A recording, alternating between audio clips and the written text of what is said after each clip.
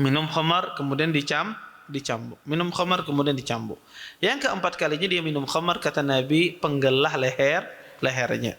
Maka hadis ini menjelaskan tentang hukuman yang keempat orang meminum khamar adalah dibunuh atau ditebas lehernya.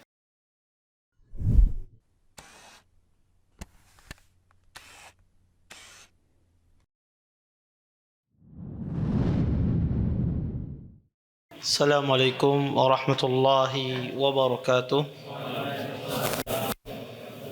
Innal hamdalillah nahmaduhu wa nasta'inuhu wa nastaghfiruh wa na'udzu billahi min shururi anfusina wa min sayyiati a'malina.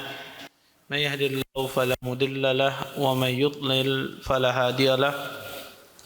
Asyhadu an la ilaha illallah wahdahu la syarika lah wa asyhadu anna محمدا عبده ورسوله فإن أصدق الحديث كتاب الله وخير الهدي هدي محمد صلى الله عليه وسلم وشر الأمور محدثاتها وكل محدثة في الدين بدعة وكل بدعة ضلالة وكل ضلالة في النار أما بعد. Bapak-bapak, ibu-ibu, ikhwan dan akhwat yang senantiasa dimuliakan oleh Allah Subhanahu wa taala.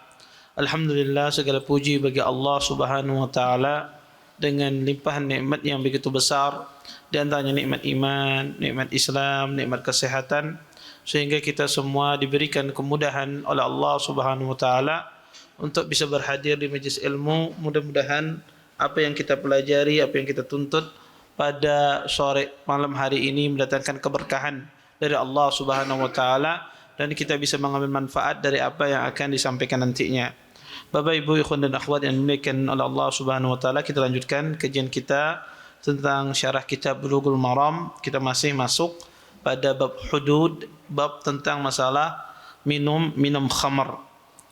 Wa an Muawiyah radhiyallahu taala anhu, anin Nabi sallallahu alaihi wasallam annahu qala fi syaribil khamr idza syarib fajliduhu thumma idza syarib fajliduhu ثم إذا شرب الثالثة فاجلدوه ثم إذا شرب الرابعة فاضربوا عنقه. أخرجه أحمد وهذا لفظه والأربعة. وذكر الترمذي ما يدل على أنه منسوخ وأخرج ذلك أبو داود صريحا عن الزهري. Dari Muawiyah radhiyallahu taala anhu, dari Nabi sallallahu alaihi wasallam, beliau berkata tentang hukuman orang yang meminum khamar. Kata Nabi, jika dia meminumnya maka cambuklah dia. Kemudian jika dia meminumnya maka cambuklah dia. Kemudian jika dia meminumnya yang ketiga kalinya maka cambuklah dia. Dan kemudian jika dia meminumnya yang keempat kali maka penggelah lehernya. Hadis ini dikeluarkan oleh Imam Ahmad, dan lafaz ini lafaz Imam Ahmad, dan juga dikeluarkan oleh Imam Abu Dawud, Tirmidzi, Nasa'i, dan Ibnu Majah. Dan Imam At-Tirmidzi menunjukkan bahwasanya hadis ini adalah hadis yang mansukh, hadis yang terhapus hukumnya. Dan hadis ini juga dikeluarkan oleh Abu Dawud dengan jelas menunjukkan hukumnya mansukh dari riwayat Az-Zuhri. Bapak, Ibu, ikhwan dan akhwat yang dimuliakan oleh Allah Subhanahu wa taala, hadis yang kita bacakan ini adalah hadis yang hasan. Hadis yang derajatnya hasan karena di dalam sanadnya ada seorang rawi yang bernama Asim ibn Abi Najud. Asim ibn Abi Najud, ya, beliau adalah seorang imam, ya, dalam periwayatan Al-Qur'an bagus, ya. Tetapi dalam periwayatan hadis, beliau hadisnya adalah hadis yang hasan. Oleh karena itu para ulama mengatakan hadis ini adalah hadis yang hasan. Bapak, Ibu, ikhwan dan akhwat yang dimuliakan oleh Allah Subhanahu wa taala, hadis ini menjelaskan tentang masalah hukuman orang yang meminum khamar yang keempat kalinya. Disebutkan dalam hadis ini ada orang minum khamar kemudian dicambuk. Minum khamar kemudian dicambuk. Minum khamar kemudian dicambuk. Yang keempat kalinya dia minum khamar, kata Nabi, penggelah lehernya. Maka hadis ini menjelaskan tentang hukuman yang keempat orang meminum khamar adalah dibunuh atau ditebas lehernya. Taib. Hadis ini menjadi polemik di kalangan para ulama, menjadi khilaf di kalangan para ulama tentang masalah hukum orang meminum khamar yang keempat kali. Al-Imam At-Tirmidzi rahimahullahu taala mengatakan bahwasanya hadis ini adalah hadis yang mansukh. Hadis ini adalah hadis yang terhapus hukumnya. Anda tahu Imam At-Tirmidzi di dalam kitabnya Sunan At-Tirmidzi, keistimewaan kitab Sunan Tirmidzi dan hadis ini termuat di dalam Sunan At-Tirmidzi. Hadis ini dikeluarkan oleh Imam At-Tirmidzi dalam kitab Sunannya. Salah satu keistimewaan kitab Sunan Tirmidzi adalah semua hadis yang beliau sebutkan di sana itu semua hadisnya diamalkan para ulama. Jadi semua hadis yang ada dalam Sunan At-Tirmidzi itu diamalkan para ulama. Kecuali ada 2 hadis kata Imam Tirmidzi, saya muat di dalam buku saya ini, dalam kitab Sunan At-Tirmidzi ini kata beliau ada 2 hadis sengaja saya muat di sini tidak diamalkan para ulama. Apa 2 hadis tersebut? Ulama sepakat 2 hadis ini meninggalkan hadis ini untuk mengamalkannya. Pertama adalah hadis tentang masalah menjamak salat. Nabi SAW pernah menjamak salat dalam keadaan beliau tidak sakit, dalam keadaan beliau tidak safar, dalam keadaan tidak turun hujan, tidak ada sebab sama sekali. Nabi SAW pernah menjamak salatnya. Kata beliau, hadis ini ditinggalkan para ulama. Kemudian yang kedua kata beliau adalah hadis ini. Hadis yang kita baca ini, bahwasanya hadis ini ya ditinggalkan oleh para ulama, tidak diamalkan oleh para ulama. Ya. Maka ini salah satu hadis yang dikatakan oleh Imam At-Tirmidzi tidak diamalkan para ulama. Anda kalau baca Sunan At-Tirmidzi, setiap beliau menyebutkan hadis wa alaihil amal, hadis ini diamalkan. Wa alaihil amal, hadis ini diamalkan oleh para ulama. Ya. Maka kecuali hadis ini tentang masalah ini. Tetapi hadis ini terdapat khilaf di kalangan para ulama tentang masalah seseorang yang meminum khamar sampai 4 kali. Tentu yang dimaksudkan minum khamar sampai 4 kali ini adalah dia minum khamar kemudian dihukumi hukuman had, dicambuk, kemudian mengulanginya. Bukan dia minum khamar sampai 4 kali langsung dibunuh, tidak. Tapi dia minum khamar kemudian dihukumi had, dicambuk, mengulangi lagi, dihukum, mengulangi lagi sampai yang keempat kali. Ini pemahaman dari hadis ini. Maka hadis ini kata para ulama terjadi khilaf di kalangan para ulama orang yang meminum khamar setelah dihukum. Bapak Ibu yang Allah Subhanahu wa taala. Jadi para ulama itu berselisih tentang orang yang meminum khamar yang keempat kali dia ulangi. Apakah dia hukumnya dicambuk atau hukumnya dibunuh atau seperti apa? Maka di sini ada 2 pendapat di kalangan para ulama. Pendapat yang pertama adalah pendapat Imam Ibnu Hazm rahimahullah taala. Beliau berpendapat bahwasanya orang yang meminum khamar yang keempat kali maka hukumnya dibunuh. Ya, hukumnya dibunuh berdasarkan hadis ini. Ya, beliau mengambil zahir hadis ini. Kemudian pendapat yang kedua adalah pendapatnya jumhur ulama, bahwasanya orang yang meminum khamar yang keempat kali itu tidak dibunuh. Kata para ulama, terus bagaimana dengan hadis ini? Hadis ini ada tambahan dari Jalul Sufyan, diriwayatkan dari Sufyan, dari Zuhri. Belum meriwayatkan hadis ini bahwasanya Nabi SAW menyebutkan hadis ini didatangkan oleh ada seseorang yang minum khamar yang keempat kalinya. Didatangkan kepada Nabi SAW. Kemudian orang yang meminum khamar yang keempat kali ini tidak dibunuh oleh Nabi, melainkan dicambuk oleh Rasulullah SAW. Ini kata para ulama menunjukkan bahwa hukum ini terhapus. Kemudian walaupun tambahan dalam riwayat ini perselisihkan, Imam Ibnu Hazm mengingkari tambahan ini. Kata beliau, tambahan ini datang dari riwayat Qabisah. Tambahan ini datang dari riwayat Syarik. Ya, Zuhri meriwayatkan Syarik, Qabisah dan dari Sufyan dari Zuhri. Imam Ibnu Hazm mengatakan tambahan ini tidak sahih. Walaupun kita katakan tambahan ini ada dari sisi namanya, tapi banyak rawi yang meriwayatkan tambahan ini. Kemudian juga di antara dalil yang menerangkan bahwa peminum khamar itu tidak dihukum panjang, tidak hukum dibunuh keempat kalinya adalah hadis Nabi SAW. La yahillu damu imri'in muslimin illa bi ihdath thalath. Kata Nabi, tidak halal darah seorang muslim kecuali satu dari tiga hal ini. Kemudian disebutkan as-sayyibud dzani, seorang yang berzina, wa qatlun nafsi, dan itu orang yang membunuh, wa tariku lidinihi, dan orang yang meninggalkan agama itu murtad. Itu kata Nabi yang darahnya ditumpahkan.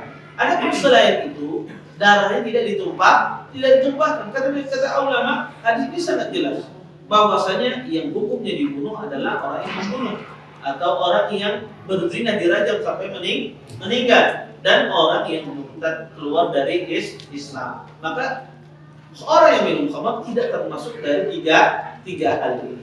Berdasarkan hadis-hadis ini, dan bahkan juga pernah terjadi ada seorang sahabat, ya, jadi kenal dia dilakabi dengan himar, ya. Dia seorang ini suka sekali minum khamar, tetapi dia suka mencandai Nabi. Nabi juga sering tertawa, sering ria, ya, gembira dengan dia. Dia minum khamar dicambuk. Kemudian yang kedua, dia minum khamar dicambuk sampai 4 kali. Yang keempat kalinya para sahabat melaknatnya. Kata Nabi SAW, la tal'anu, jangan kalian melaknatnya. Fa innahu yuhibbullah wa rasuluh. Sesungguhnya orang ini cinta sama Allah dan Rasul. Dan Nabi SAW tidak membunuh. Ini menunjukkan bahwasanya meminum khamar yang keempat kali itu tidak dibunuh. Kemudian juga kata para ulama, kalau seandainya meminum khamar yang keempat kali itu hukumnya dibunuh, maka akan dibuat di kitab-kitab. Karena pada masa Nabi banyak juga ada juga sebagian orang minum khamar. Pada masa sahabat ada juga orang minum khamar. Maka akan terbuat di kitab-kitab bahwasanya ada orang yang meminum khamar dibunuh leher, dipancung leher. Tapi tidak ada satupun di dalam kitab-kitab yang menjelaskan pernah terjadi pada masa Nabi, pernah terjadi pada masa sahabat Umar, Abu Bakar, Utsman dan seterusnya. Mereka pernah memancung atau membunuh seseorang yang meminum khamar sebanyak 4 kali. Ini kata para ulama menunjukkan bahwasanya hadis yang mengatakan bahwasanya orang yang meminum khamar yang keempat kali itu dipancung, maka itu hadisnya adalah hadis yang mansukh, hadis yang terhapus hukumnya. Sebagian ulama mengambil pendapat yang lain. Mereka melihat bahwa 2 hadis ini bisa digabungkan. Hadis yang mengatakan bahwa hukumannya dipancung dengan perbuatan Nabi dan perbuatan para sahabat tidak memancung, tidak membunuh orang yang meminum khamar. Mereka beranggapan bahwasanya perkataan Nabi dalam hadis ini dibunuh yang keempat kali ini maksudnya adalah takzir, kembali kepada seorang hakim. Bahwasanya hakim itu bisa membunuh kalau seandainya dia meminum khamar yang keempat kalinya. Maka ini dikembalikan kepada kebijakan seorang hakim dan kebijakan pemerintah setempat. Ini sebagai ahli ilmu pendapat demikian. Pendapat ini pendapat yang bagus sekali, ya, karena dia berusaha menggabungkan di antara pendapat-pendapat yang ada. Baik, Bapak Ibu dan akhwat yang dimuliakan Allah Subhanahu wa taala, kita lanjutkan hadis berikutnya.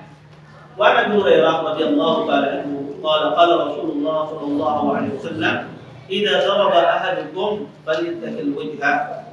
Muttafaqun alaih. Dari Abu Hurairah radhiyallahu ta'ala anhu, beliau berkata, Rasulullah sallallahu alaihi wasallam bersabda, "Idza daraba ahadukum," jika seandainya kalian memukul salah satu di antara kalian, falyattaqil wajha, maka kata Nabi sallallahu alaihi wasallam, maka hindarilah dari memukul wajah. Kata Nabi SAW, jika kalian sedang melaksanakan ahkamul hudud, sedang melaksanakan hudud atau melakukan sesuatu, maka janganlah kalian memukul wajah. Hadis ini dikeluarkan oleh Imam Bukhari dan Imam Muslim. Bapak Ibu, ikhwan dan akhwat yang dimuliakan oleh Allah Subhanahu wa taala. Pertama, hadis ini larangan bagi seorang muslim untuk memukul wajah. Hadis ini larangan bagi seorang muslim untuk memukul wajah. Baik Ustaz, walaupun di dalam pelaksanaan hudud, dalam pelaksanaan menegakkan hukuman Allah, iya, tidak boleh kita melaksanakan hukuman Allah Subhanahu wa taala memukul di bagian wajah. Oleh karena itu kata para ulama, tidak boleh ada seorang muslim memukul saudaranya sesama muslim, memukul bagian wajah. Walaupun dalam rangka ta'dib, saling belajar. Misalnya sebagian orang kalau belajar karate, latihan memukul wajah, maka itu tidak boleh. Tapi kata Pak Ustaz, ini pakai helm misalnya, walaupun pakai helm, maka itu tidak boleh. Seseorang baik itu latihan, baik itu ya melatih dirinya atau sparring ya, dua orang ya, untuk latihan saja, maka tidak boleh ya seseorang melakukan pukulan wajah. Ustaz, ini mukulnya kada keras bejapai aja, walaupun bejapai kalau itu pukulan kada boleh. Walaupun itu pukulan, kalau itu pukulan walaupun bejapai namanya pukulan tidak boleh. Ya, kalau itu dikatakan dia memukul ataukah kalau melempang ya Pak, apalagi melempang. Ya, maka itu semuanya tidak boleh. Taib. Ada sebagian orang kadang-kadang, ini khususnya bagi ibu-ibu ummahat, kadang-kadang gemes sama anak kecil. Gemes sama anak kecil, akhirnya pun saking gemesnya dia lempang mukanya sendiri. Boleh tidak? Tidak boleh. Maka seorang muslim ya tidak boleh dia melempang, memukul wajahnya, baik wajah orang lain atau wajah sendiri. Bahkan kata para ulama, ketika Anda berhadapan dengan musuh, berhadapan dengan orang yang ingin ya mencelakai Anda, yang ingin menzalimi Anda, memudaratkan Anda, kata para ulama, maka dihindari memukul wajah. Bahkan nih ada orang perampok masuk ke rumah pian, ya. Kebetulan perampoknya salah masuknya kepada rumah suhu kerate misalnya. Ya.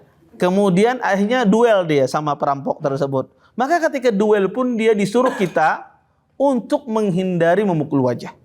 Maka kalau kita bisa menghindari memukul wajah, maka ya disuruh kita. Ya, walaupun dalam kondisi apa? Di dalam kondisi seorang itu berduel, ada perampok datang ke rumahnya. Apalagi dalam kondisi misalnya dia marah, meluapkan emosinya, kemudian dia pukul wajah. Apalagi yang dipukul itu adalah istrinya, atau yang dipukul itu adalah anaknya, tambah lagi keharamannya. Perampok saja ya tidak dipukul wajah. Ini subhanallah ya. Perampok saja mendapatkan nikmatnya sunnah ini. Wah, di rumah sini mencuri kada pernah dipukul aku wajah. Ya. Ini nikmat orang ya. Ketika subhanallah ini ajaran syariat Islam. Iya. Maka ya tidak diperbolehkan kita itu memukul wajah apapun alasannya. Mau itu latihan, mau dalam rangka bela diri, belajar, maka tidak diperkenankan. Ustaz, ulun kada memukul tapi menendang aja pakai wajah, kena wajahnya boleh lah. Kada boleh juga. Apapun dalam bentuknya. Kenapa kata para ulama tidak boleh wajah ini kena dipukul? Tidak boleh wajah ini dijadikan latihan. Kenapa? Pertama, Allah Subhanahu wa taala memuliakan wajah manusia. Disebutkan dalam hadis ini sebetulnya hadis yang panjang. Ya, kata Nabi sallallahu alaihi wasallam, "Idza daraba ahadukum ya falyattakil wajha fa innallaha khalaqa Adam ala suratihi." Kata Nabi sallallahu alaihi wasallam, sesungguhnya Allah menciptakan Adam ala suratihi, dengan bentuknya. Maksudnya Allah Subhanahu wa taala sebagaimana Allah Subhanahu wa taala memiliki wajah, memiliki mata, ya Allah Subhanahu wa taala. Sebab itu pula Adam alaihissalam, dia memiliki mata. Allah muliakan wajah seseorang. Maka tidak boleh seorang itu menghinakan wajah saudaranya. Dan kata para ulama, pukulan di wajah itu sangat berbahaya. Karena sekali orang terkena pukulan di wajah, kemudian di situ ada mudah sekali cacat wajah kita itu.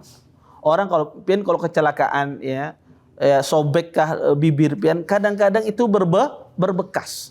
Ada bekasnya. Makanya kata para ulama, kenapa itu dilarang? Karena itu mudah berbekas di wajah dan itu juga menghinakan wajah seorang muslim. Dan pada asalnya Bapak Ibu, ikhwan dan akhwat yang dimuliakan oleh Allah Subhanahu wa taala, memukul itu pada asalnya kita tidak boleh. Memukul dalam bentuk apapun tidak boleh. Bahkan dalam proses mendidik pun juga tidak boleh kita memukul kecuali dengan syarat. Jangankan di wajah.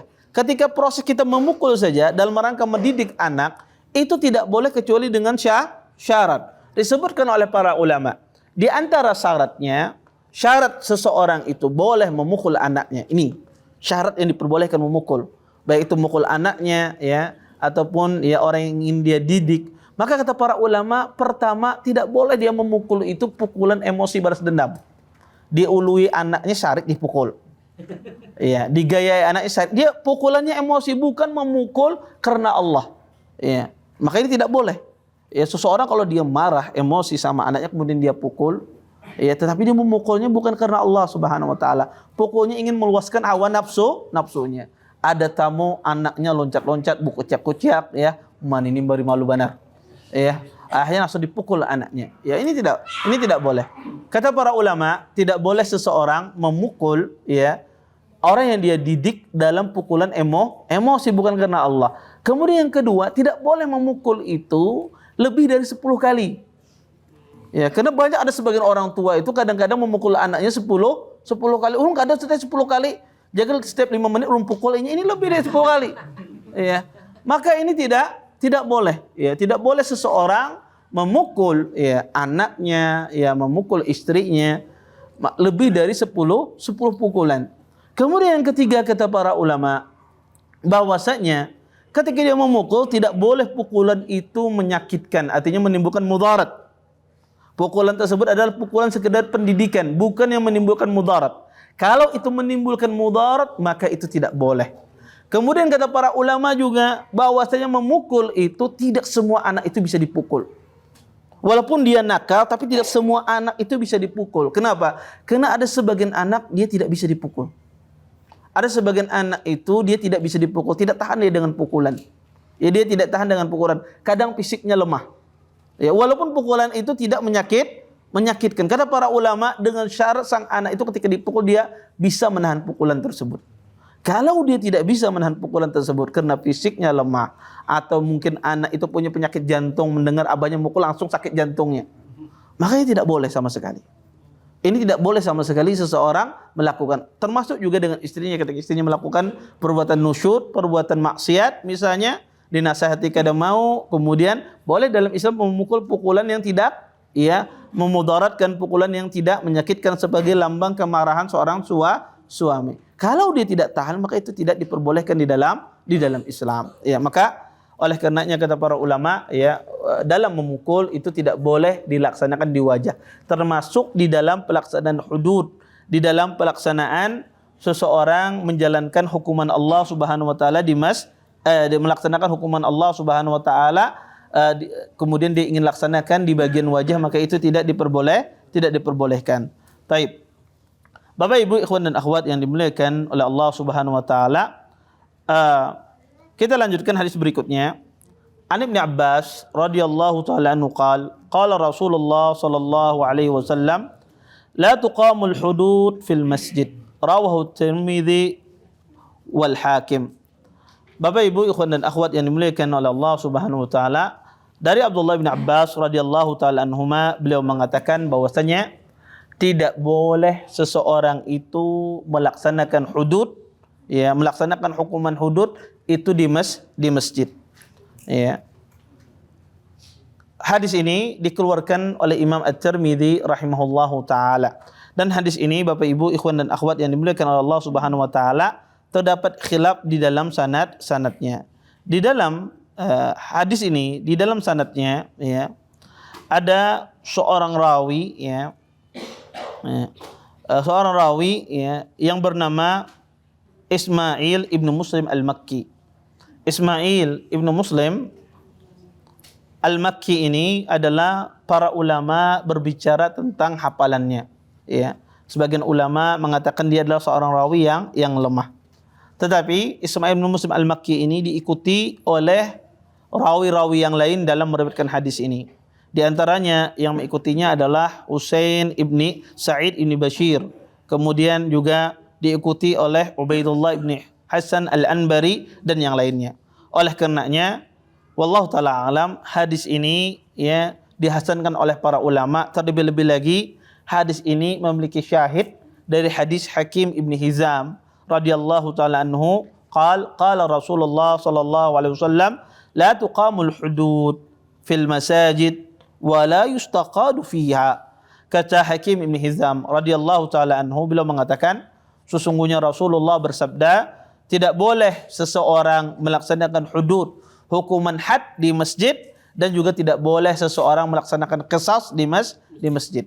Bapak Ibu ikhwan dan akhwat yang dimuliakan oleh Allah Subhanahu wa taala, hadis ini hadis yang bisa dikatakan hadis yang hasan.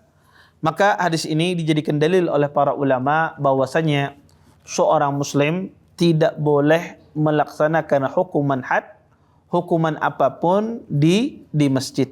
Kenapa? Kata para ulama, hukuman had itu tidak boleh dilaksanakan di masjid karena Allah Subhanahu wa taala tidak menjadikan masjid untuk dilaksanakan hukuman had. Oleh karenanya kata para ulama, apa sih fungsi masjid tersebut? Masjid itu fungsinya adalah untuk menegakkan salat. Masjid itu fungsinya adalah untuk seseorang itu berzikir, membaca Al-Quran, kemudian membaca hal-hal yang bermanfaat. Itulah fungsi masjid. Adapun seseorang menegakkan hukuman had, walaupun itu hukuman Allah, itu bukan fungsi masjid. Kenapa kata para ulama tidak ditegakkan hukuman had di sana? Bukankah itu hukum Allah? Karena orang kalau ditegakkan hukuman had di masjid, maka akan terdengar suara teriakan. Dan tidak pantas di masjid Allah Subhanahu wa taala seseorang teriak. Oleh karenanya, kata para ulama, ada beberapa hal yang harus diperhatikan oleh seorang muslim ketika dia berada di masjid. Karena banyak Bapak Ibu, orang ketika berada di masjid tidak mengerti adab-adab di dalam masjid. Makanya di antara adab dalam masjid itu ada beberapa larangan. Ya. Di antara larangan di dalam masjid tersebut disebutkan oleh para ulama. Pertama, orang itu tidak boleh di masjid itu dia mengumumkan atau menanya barang dia yang hilang. Ada orang datang ke masjid kemudian siapa yang mendapatkan dompetku tadi? Aku tadi kehilangan dompet, maka ini tidak boleh. Atau seorang mengumumkan ada kehilangan kunci mobil, silahkan ambil di sini, ini juga tidak boleh. Karena masjid tidak dijadikan untuk itu, untuk diinsya'id dollah. Terus kayak apa Ustaz kalau kehilangan? Kalau kehilangan boleh Anda bertanya dengan suara pelan. Anda bertanya di samping, pin ada melihat dompet ulun nih, boleh bertanya dengan suara pelan. Tetapi kalau seseorang berteriak menggunakan mikrofon itu tidak boleh. Termasuk juga yang mengumumkannya. Terus gimana cara mengumumkannya? Maka afdolnya di masjid itu kalau seandainya ada yang hilang, ada semisalnya, maka kalau dia ingin mengumumkan di luar masjid, di luar pintu masjid. Kan apa pakai toa, siapa yang hilang anunya ada masalah. Yang penting di luar pintu masjid. Atau dia bilang, atau ada tempat khusus, tempat khusus entah itu di masjid atau di luar masjid. Misalnya tempat khusus di sekretariat menerima barang yang hilang, carinya di sana. Maka tidak ada masalah, Atau seorang menanyanya dengan suara yang pelan. Kemudian yang kedua kata para ulama, tidak boleh seseorang itu ketika dia berada di masjid, yang dia lakukan adalah, kata para ulama, tidak boleh kita ketika kita berada di masjid itu, tentu ini masyhur di kalangan kita, jual beli. Maka ini diharamkan. Jual beli, ahlul ilm hampir ulama mengatakan adalah tidak boleh, tidak boleh kita melaksanakan jual beli, Karena kata Nabi SAW, jika engkau melihat ada orang jual beli di masjid, katakan la arbahallah tijaratak. Semoga Allah tidak memberikan keberuntungan di dalam perdagangan engkau. Maka kata Nabi katakan itu. Kalau ada orang lihat jual beli di dalam masjid, maka katakan semoga Allah tidak memberikan keberuntungan dalam perdagangan engkau. Termasuk jual beli itu tukar uang receh, itu termasuk jual beli. Dan juga termasuk jual beli itu adalah orang pesan memesan dengan kita, pesan, kemudian kita okekan. Maka itu termasuk juga jual beli. Maka ini tidak boleh. Adapun bayar hutang kada apa-apa, karena ketemunya orangnya di masjid. Kalau di masjid kan ketemu orangnya ini, maka tidak ada masalah kalau seandainya dia bayar hutang. Kemudian yang ketiga Bapak Ibu, ikhwan dan akhwat yang dimuliakan oleh Allah Subhanahu wa taala, dilarang seseorang itu ketika dia berada di masjid, ketika dia berada di masjid ditegakkan, padahal ini kencing di masjid kada apa-apa. Sedangkan ini dia menegakkan hukuman had, kenapa kada boleh? Kita katakan bukannya orang Arab Badui itu kada diperbolehkan oleh Nabi, tidak boleh asalnya. Arab Badui itu tidak boleh dia kencing di masjid, tetapi kenapa Nabi membiarkan dia? Karena di situ ada maslahat yang besar. Apa maslahatnya? Dijelaskan oleh para ulama. Kalau seandainya Arab Badui itu dihardik, kalau Nabi tidak mencegah sahabat menghardik Arab Badui itu, niscaya Arab Badui itu kabur. Kalau inya kabur, kencingnya kemana-mana. Yang asalnya di satu tempat menjadi sebukuan, menjadi najis. Yang kedua kata para ulama, kalau Arab Badui itu ya, dan Nabi SAW membiarkannya, mencegah para sahabat untuk menghardiknya. Kalau sahabat menghardiknya, kemudian Nabi tidak mencegah para sahabat, maka Arab Badui itu akan lari tersingkap auratnya.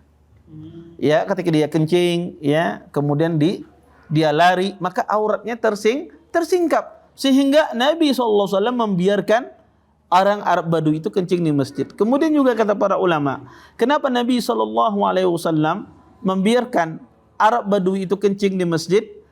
Karena orang kalau lagi kencing, kalau dikajuti berhenti kencingnya. Antum kalau kencing aja kawan antum gedor pintunya berhenti dia. Dia akan berhenti kencingnya. Maka kata para ulama, orang berhenti kencing dengan seketika itu menimbulkan penyakit, menimbulkan mudar. Makanya Nabi membiarkan Arab Badui itu kencing di masjid karena ada maslahat yang begitu banyak. Kencing di masjid itu mafsadat.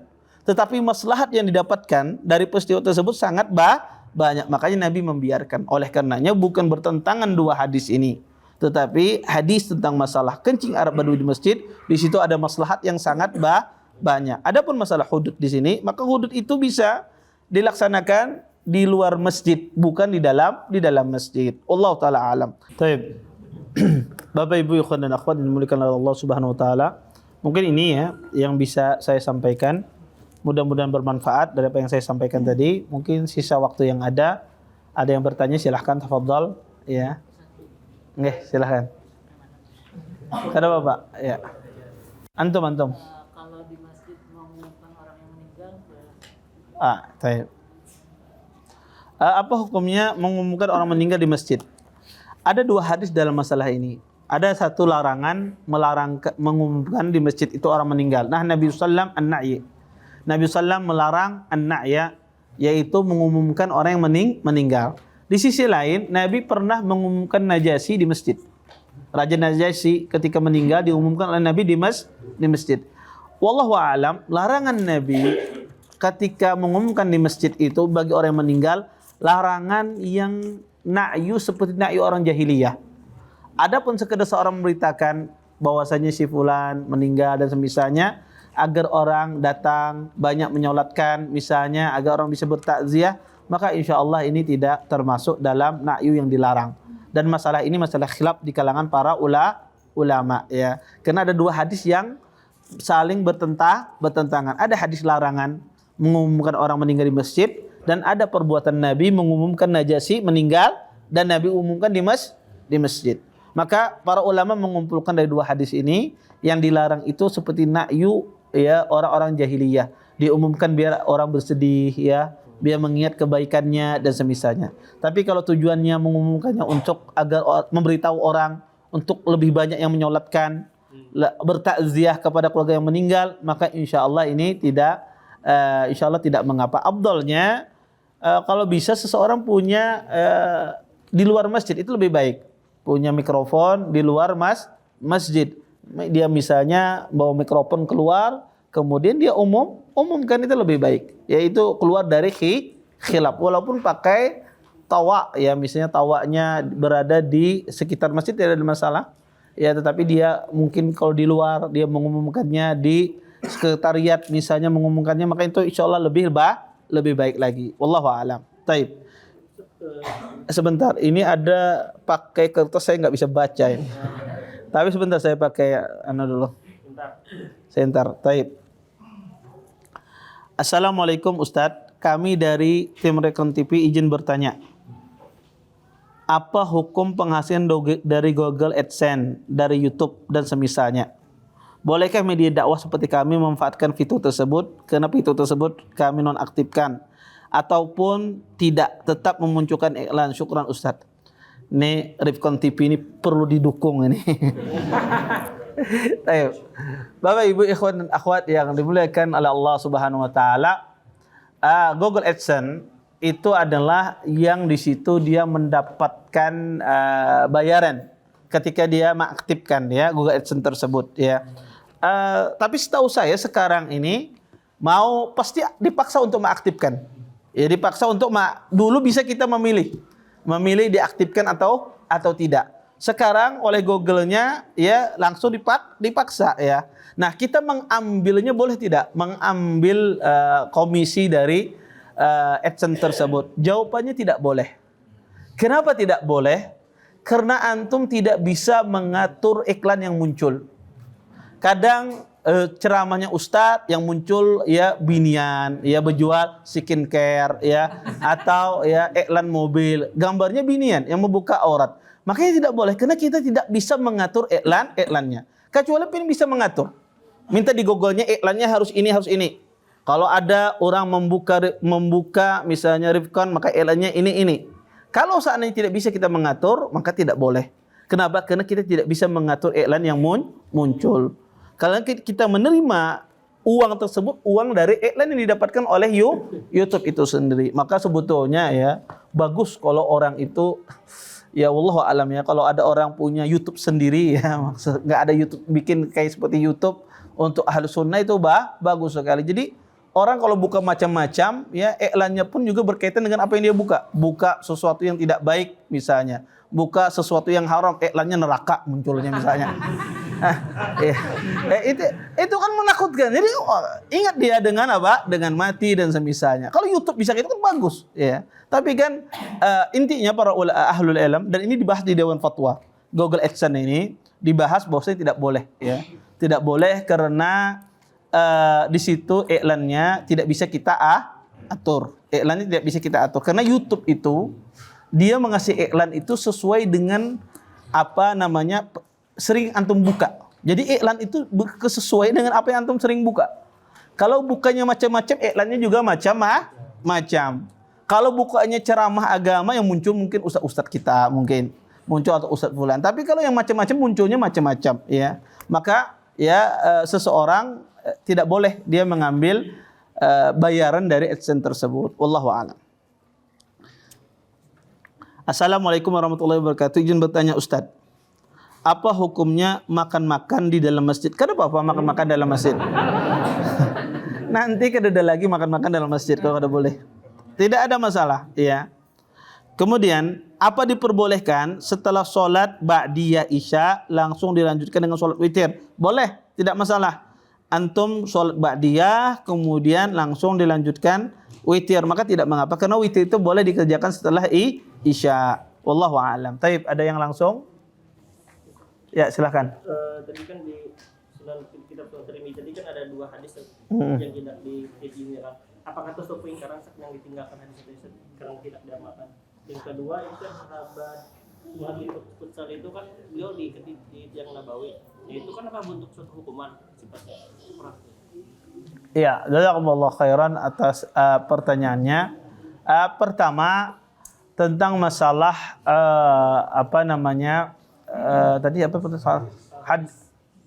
Yang dua hadis yang tidak diamalkan, ditinggalkan oleh para ulama di Sunan Tirmidzi. Ya. Kenapa para ulama meninggalkan dua hadis tersebut? Ya, apa sebabnya? Pertama karena ada dalil yang menyelisih hadis tersebut.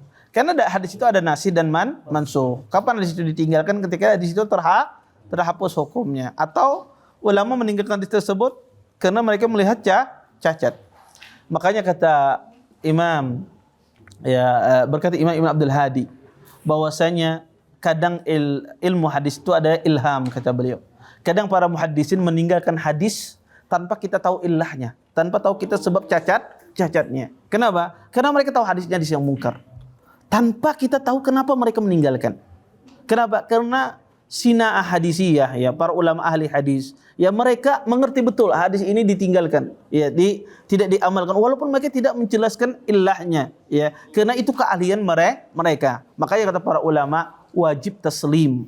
Kalau para al-mutaqaddimun, orang-orang zaman dahulu, imam-imam hadis zaman dahulu sepakat, mereka mengatakan hadis ini lemah, kemudian ada datang zaman sekarang hadis ini hasan, tidak boleh kita menyelisihinya.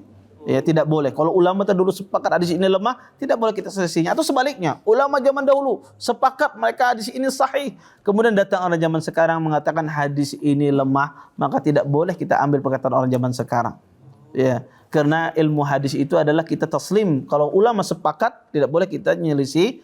Kadang ulama meninggalkan sebuah amalan, sebuah hadis karena ada cacat di dalam hadisnya, atau kadang-kadang ya karena hadisnya mansuh, terhapus hukumnya. Adapun Sumamah bin Utsal ketika beliau diikat di masjid, ya itu bukan hukuman, ya bukan hukuman had, ya bukan hukuman had, ya karena dia diikat di masjid dan kemudian juga Nabi SAW ingin menampakkan kepada dia dakwah Islam, yang akhirnya beliau masuk Islam melihat bagaimana akhlaknya Rasulullah sallallahu alaihi wasallam. Taib.